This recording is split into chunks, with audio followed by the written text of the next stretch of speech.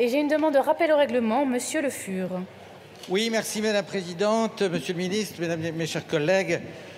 Sur le fondement des articles 90 et 100 et sur l'organisation de nos débats, Madame la Présidente, nous avons le 8 un débat dont on parle beaucoup, on en parle dans les couloirs, on en parle à la conférence de présidents et sauf erreur de ma part, je n'ai pas entendu parler de cela dans l'hémicycle.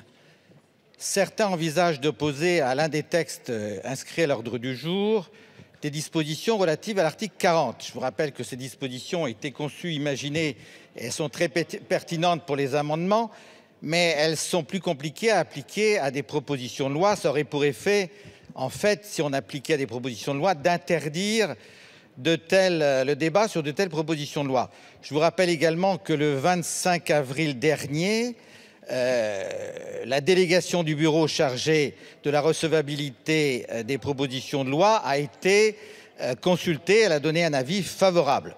Alors, mes chers collègues, moi je crois que sur cette disposition touchant retraite, chacun l'aura compris, on peut voter pour, on peut voter contre, tout ça est très légitime, on peut s'abstenir, mais en tout état de cause, on n'a pas le droit de se défiler. Et toute mesure procédurale aurait pour effet de nous interdire à la fois un vote et un débat.